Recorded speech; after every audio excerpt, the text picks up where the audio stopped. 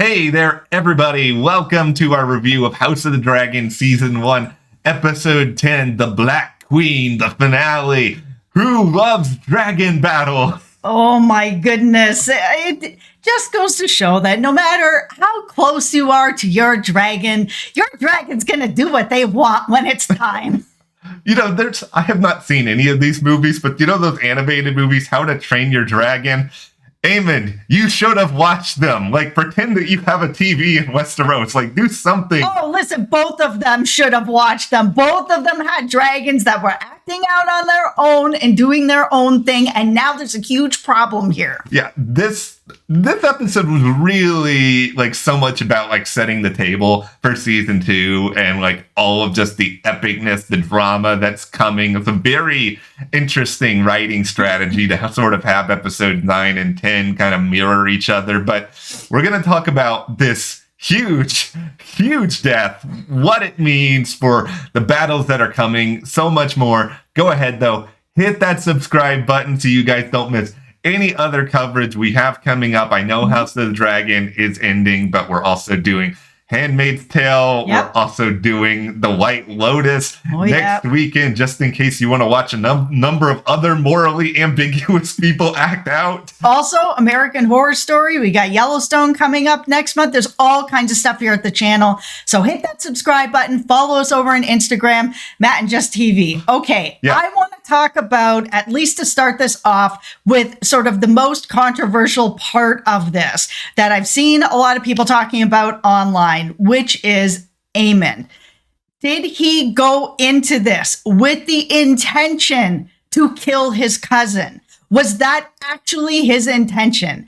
And I have a bit of a take that you guys may or may not agree with. I actually think that the answer is no. I don't think he went into this with the intention that he was going to kill his cousin. I think that, you know, this all started with Aemon with an accident losing his eye, and that turned into Aemon holding on to this all this time, where he bullied his cousin over and over and over again, to where we saw this big scene where he was like, take your own eye, and he's like, no, I'm not goodbye, I'm not doing that sort of thing. And Aemon really wants that eye for an eye, and he really wants to bully his cousin until the end of time. So when he went out and got on his dragon, he looked over and he's like, oh, Aemon's dragon not there anymore. I was like, oh no. And that whole scene where he is flying his dragon and you see Aemon's dragon go over top. We know that he has the biggest dragon in all the kingdoms. I didn't realize just how big this dragon was until I saw the size difference with these two. It was pretty extreme. I mean, that entire sequence, that battle in the sky, just really good job by the visual effects team trying to make that look as realistic as possible. I felt it. Yeah, this is the analogy that I've sort of come up with for this Aemon versus Lucerys battle, is that Aemon basically pushed his cousin into a lake and then acted surprised that he drowned. He's just sort of like, oh, I thought you would eventually swim your way out, and yeah, you'd be fine. You'd just be a little bit traumatized. And I don't think he necessarily expected this to happen, but he's still this bratty kid at heart, clearly. Like, he's not thinking about any of the things that he puts his cousin through. Like, there was always a chance that something like this could happen. He was just like, and just didn't really care enough to think about it. No, it's interesting that this all started off with an accident and it's all ended with what I think is an accident. I mean, these two dragons really came in to do what they wanted at that point, because we saw, you know, first dragons coming up, and he actually like shoots fire at Aemon's dragon, and you could see him being like, no, don't, and he can't control his dragon. And then the same thing is happening with then Aemon's dragon, where you can hear him being like, no, don't, and then he just right in half, this dragon, his cousin, gone. I think falling out of the sky. And then the look on his face, that's what clinched it for me, that the intention was not to kill him. There was no like, I got what I want. He was just like, oh no, what this, how did this get to this? You know, and tip of the cap here to the writing and directing for sort of deciding we're not going to spend a ton of time on the aftermath here. I know that this was the finale, so there's probably a lot of people that were like, man, why didn't we get like 70-minute episode or something like that? I really like the end of this episode came about kind of quickly. Lucerys dies, and then we conclude. Oh, Lucerys. Pour one out for Lucerys. I know. He was just a messenger coming to give a message. He had a pretty tough life. Everybody is just like going on about his parentage. I mean, yeah, he did some bad stuff along the way, but we all end in this sequence where, you know, Rhaenyra's clearly being told about what happened at the end of the show, and they don't give us like her proclamation of like, oh, we're going to battle. It's like, but we don't need that. We don't need this show to insult our intelligence or do anything sort of like that.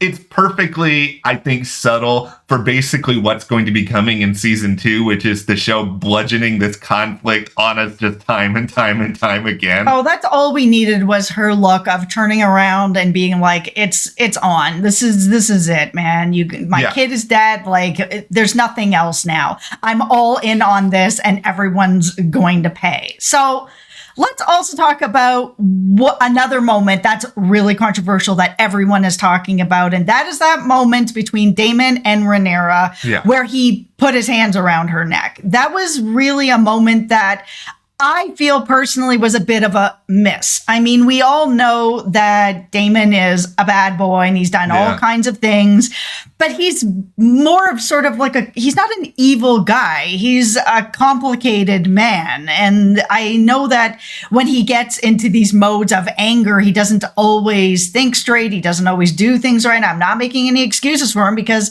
this doesn't feel like something he would do to get into this fight with her where she's at this point, you know, exercising a little bit more restraint. She's not ready to just jump straight into battle. Everyone else at the table is ready for battle, including Daemon. And she's like, I need a minute to think about who do we have? Who don't we have? You know, we have these dragons. They're untrained, which we saw. And that is just kind of like, okay, how is this really gonna be won where Daemon's just angry and he's ready to go forward? That moment that he put his hands around her neck, I was just like, I don't believe it. And I didn't believe it. I couldn't agree more. I think it's the biggest problem with the finale. I think the finale is really good by and large elsewhere, but it comes down to this interesting question that I think, you know, a lot of shows have been kind of forced to confront in the past, and that is who owns these characters and who is the arbiter of what is right or wrong for a character to do? Is it the fans? Is it the writers? And I bring this up because Sarah Hess, who's one of the executive producers, did an interview, I believe, with the Hollywood Reporter a week or two ago, and she was just acting very surprised that like Daemon became like the internet's boyfriend and like everybody loved Daemon and everybody was just like, you know, Daemon, my king. And she's just sort of like Daemon. And that's why when I saw that, I was like, no, guys, who did this? Who did this? Like clearly, you know, when she was doing this interview, she knew that this sort of thing was coming. But I think clearly her and the writers sort of misjudged how the audience was going to perceive Daemon, where, Daemon is sort of this morally jaded character who has done some pretty bad things. And, you know, it's the very controversial world where you're marrying members of your own family and all that. But I think our perception of Daemon has been that he is very, very loyal to the people he cares about, to the point where despite his issues with Viserys, he was still there for him at the end of his life. Put the crown on his head. Know. He rides for his family hard. And that's why it was like, you guys set him up of how hard he rides for his family, and then you're going to have him choking out his wife over this. Like, it just wasn't enough. No. And if this was something that was in who this character is, it should have been established earlier on in the show, because if this is just sort of an isolated moment, it doesn't chart with the journey that you've set up for Daemon. And it does make me wonder now going into season 2, because, you know, I feel like you mentioned it's controversial. I feel like there's going to be a lot of controversy and people upset over this. Like, are you going to sort of go the other way and sort of course correct and bring him back to the loyal Daemon that people like? Or are you just going to continue to make him even darker to try to justify what you did? Listen, he's done some dark things. Yeah. Let's not all forget his first wife and what happened there with the accident that she ended up dying. So we know that happens. But this is a different relationship. Yes. And I mean, these two characters actually really love each other and their family on top of it. So for me, this writing decision didn't make any sense. Not for this character. No, and it's even more of a bummer because it did follow up what I thought was a really fascinating decision, which was Rhaenyra opting to not immediately, start to wage in all these battles against, Alicent and everybody that's over at King's Landing. Like you mentioned, she did want to exercise some patience. And what I really liked about this especially was, Game of Thrones has this huge sprawling universe, House Stark, House Baratheon, and we actually got to sort of see little glimpses into those windows in the finale. They really took their time to sort of expand this universe, but I really liked how they did it in this episode. Okay, let's talk about Rhaenys. All right, Rhaenys. Oh my goodness. These past two episodes have been really great for her. And in this episode in particular, where we saw people bowing to Rhaenyra and pledging their loyalty, we saw that she held not to do any of that stuff. She came there and she let, Rhaenyra know what was going on and that she wanted to talk to her husband first and to figure out where they as a team were going to end up. And that conversation with Corlys where they sat down, Corlys was like, yeah, but what about what they did to our son? What about this? What about that? And Rhaenys was just like, no, she's the only person sitting at this table that is exercising, caution.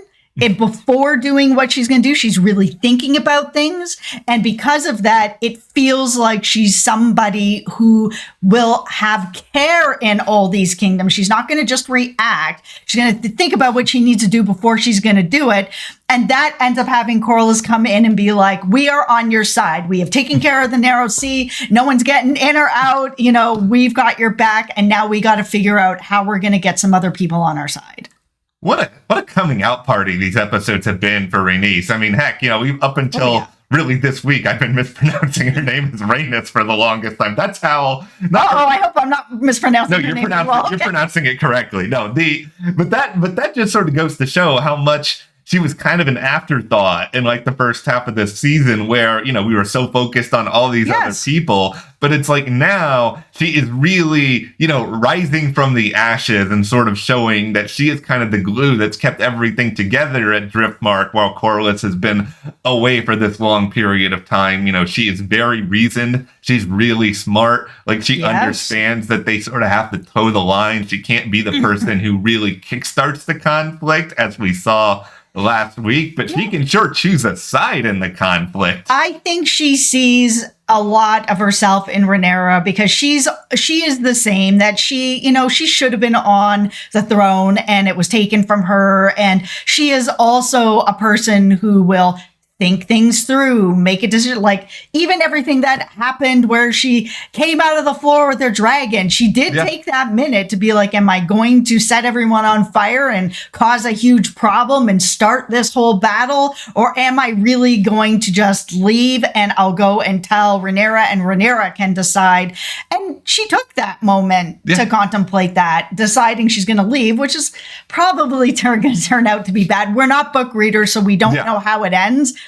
But it feels like Aegon, the sane, is going to really, definitely the sane person going to just let that go. This is where things get really rough when we talk about season 2, because it's like, we know that it's been greenlit. They're already working on the story for it. Like, remember the olden days where we actually got like a season of Game of Thrones like once a year? Oh, we're going to be waiting. It seems like it's not coming to 2024. Yeah, those days are long gone. Like, at this point, here's the only thing I'm hoping for next year. Number one, can you guys just give us a few previews? Like, set the stage. We all know what's coming at this point, even without reading the book. Like, the finale makes it abundantly clear that, okay, everything is about to go to hell in a handbasket. So we're prepared for that. Also, greenlight the Jon Snow spinoff. Yeah, come on. Just let's go. Yeah, like you guys need to redeem yourself from like that hot mess of the final season. And a lot of us love Jon Snow. Just come on. Yeah, don't say no to Jon Snow. Like, how dare you make us wait? Okay, well, hopefully we'll have a lot more cool stuff to share there. But thank you guys for hanging out with us through all of House of the Dragon Season 1. Subscribe to the channel. Follow us on Instagram, Jess TV, and we'll see you here next time.